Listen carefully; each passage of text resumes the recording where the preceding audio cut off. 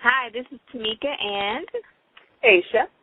And it's time for our second WLS Girl Talk.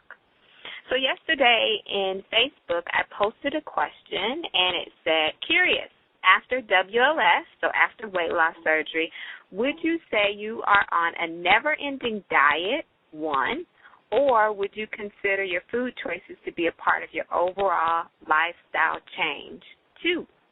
And then I said post 1 or 2 in the comments. So there were 25 responses, and a couple people said 1, but the majority of the people said 2. So time for me to ask you, and I'll also share my response. So what do you think? My selection was number 2, lifestyle change, because I want to have a long-term successful result related to weight loss surgery.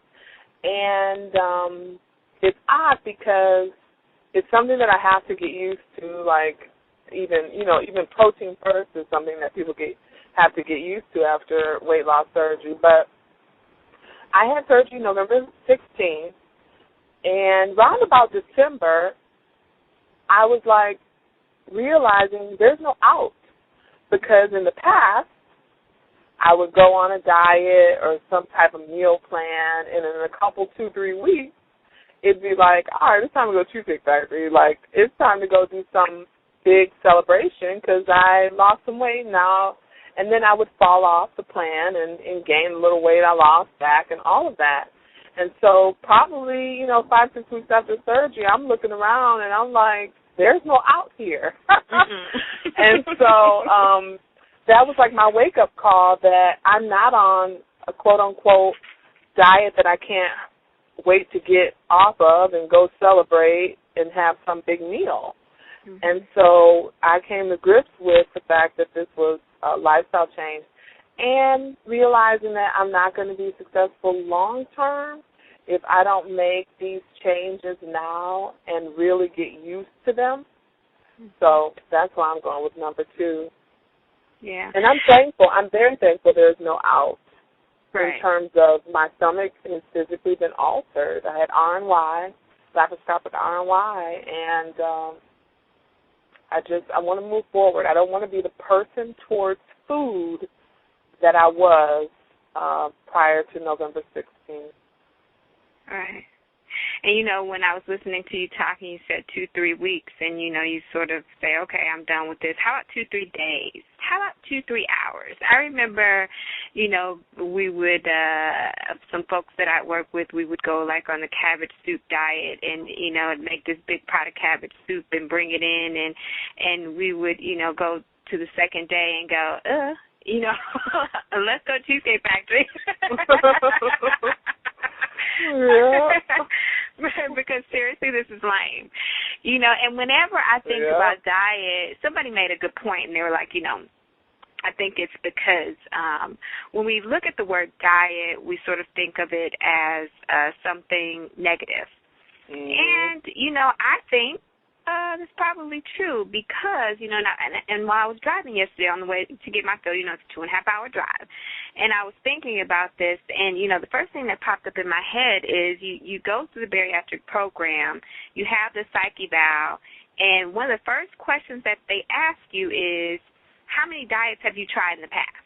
How many things have you gone through that was unsuccessful? And you go Slim Fast and, Thin and cabbage soup and, grapefruit and whatever, the banana and the 3-day diet and the 10-day diet and 12-day diet. It's never ending. And so when I think about diet, and I know it could be, you can look at it as the type of food that you eat or the choices that you eat. I don't necessarily think about it that way, though. I think about, when I hear the word diet, I automatically think about some sort of restriction, some sort of limitations that we have to get to a certain goal.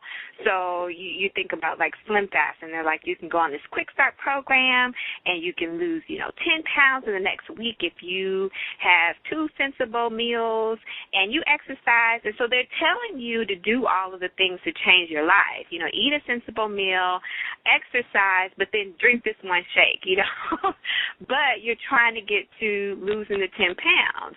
And it just seems like it's sort of a temporary fix. And like you, I don't want to view, laying down on a table, having somebody put 5 holes in my body, strap a piece of plastic around my stomach, and walk away feeling as though I'm now going to be on this sort of never-ending diet. I think that I have to change my mind about food. I have to change everything about myself.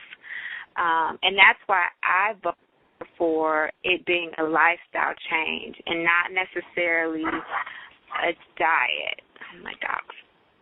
So, yes, I have things that I can eat, and, yes, I have things that I cannot eat. But in the end, I don't think that I'm on a diet. I think that I'm changing my life. Yeah. And, we all have this journey to work out. And I see so many variations. People have to find what works for them, whether it's counting calories, whether it's, being all or nothing towards certain foods. And that's what I'm learning to respect about this journey, is to stay in my lane and do what works best for me. Yes, get wisdom from other people and, basically eat the meat and throw away the bones on people's opinions or ideas, but really make this journey for myself because I'm in it to win it for a lifetime. I know what it's like to be, medically labeled super morbidly obese, and 82 pounds later, I'm like, okay, I still have 90 pounds to go, and how do I get past this point that, once upon a time was acceptable, quote unquote, because, it's sort of a normal big girl size now.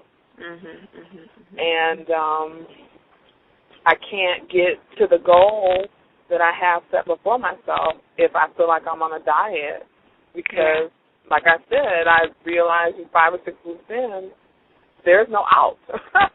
So,